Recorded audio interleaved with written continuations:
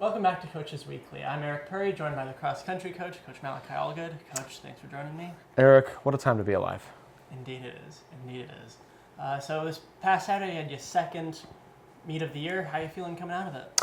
Well, Eric, I think the biggest takeaway from Saturday, Eric, was that it was incredibly hot. Eric, I think that the mental fortitude of the team was really tested. Not only was it the first full distance race of the season, but it was a brutal heat-wise. The biggest takeaway that I gave to the team after the fact was that this is probably going to be the worst racing conditions we have all season, Eric. I truly think that it is only up from here, and now the hardest one is out of the way. Okay. It's nice to get that one out of the way early. Absolutely, Eric. Last week, you talked about the runners not making any silly mistakes. Do you think you guys avoided doing that this week in the heat? I think the beautiful thing about running, Eric, is that, sure, it can be boiled down to science, but there's always a little bit of finesse that kind of works into it, in that I do believe, Eric, that they thought strategically and they worked a little bit with the clay that they were handed when they were building their vase of a run. But nothing was abhorrently mistaken, if you get what I mean, Eric. There was nothing like crazy, like nobody decided to do a barrel roll in the middle of the race. It wasn't anything like that. They took the environment that they were given, the competitors that they were given, the race that they were given, the course, and they really ran with it, Eric, pun intended. My bad. I think that it's good for them to be able to have that little bit of a mental tally, Eric, in terms of just having the digestibility of the whole race, right? And not feeling as though like, oh, I could have made a different decision here or made a different decision there, Eric. So do you think it's more difficult to run in hot rather than it is in colder weather? Well, Eric, I think my optimal running weather is 45 degrees, slight breeze, a little overcast. There's not a lot of sun, Eric. They can hydrate well. They can feel cool throughout the race because your body temperature usually feels like it's about 20 degrees hotter when you're in the middle of an aerobic activity, Eric. Okay. So when it's 65 degrees, you're getting up to, in the middle of the race, it feels like it's 85 degrees. And so where I really like them to sit is in slightly brisker weather, just because it makes them feel fresher for a longer period of time, Eric. There's always fatigue that's going to set in throughout, Eric, but at the end of the day, colder, always better, because they'll warm up as they get into it. Okay, gotcha. That makes sense. On the men's side, Nathaniel Hernandez, a freshman, was the fastest Concordia runner on the men's side. What are your thoughts on the fact that a freshman beat out the upperclassmen? Well, Eric, I don't think it's indicative of the whole body of work as far as, some of our upperclassmen runners have gone. I do think that Saturday was a tough race, Eric.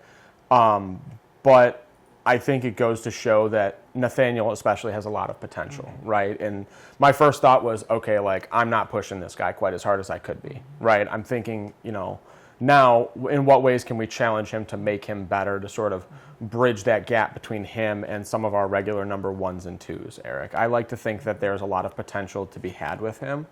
And this is a good springboard, a good starting point for us to really identify where he can go in the future, Eric. Is it nice knowing that you have a runner that you can potentially count on for the next 2 and 3 years going forward? Honestly, Eric, I've said it once, I'll say it again, we are so back.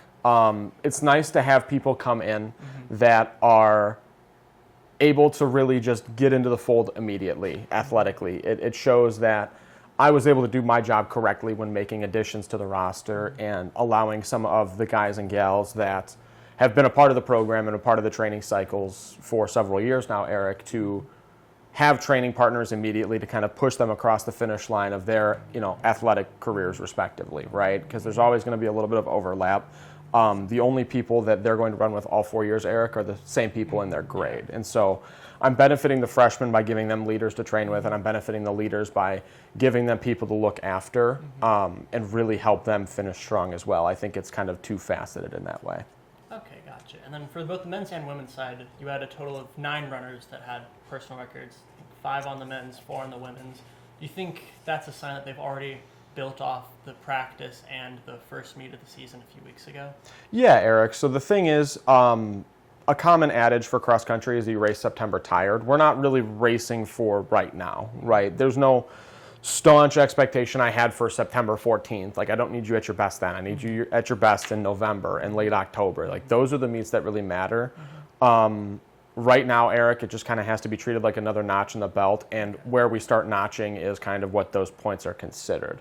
If we can start higher, then that means that we're going to get further over a longer period of time, Eric. Okay, so you use the early ones to kind of set the pace and get more prepared for, like you said, November when the regionals start up. Absolutely, Eric. Right. So this Saturday you have your third meet of the year / second regular full-length one at Wheaton College. What are some of your expectations heading into it? Eric, what I love about this meet specifically is the course is incredibly flat, and so we always try to build the schedule strategically year in and year out, Eric, in terms of the first race always being a shorter one to use as a rust buster like we've spoken about previously, Yes. And then including faster, flatter courses for the student athletes to really feel like they are making progress in the simplest environment possible when we're getting into the 3rd and 4th weeks of September, where it's another back-to-back weekend.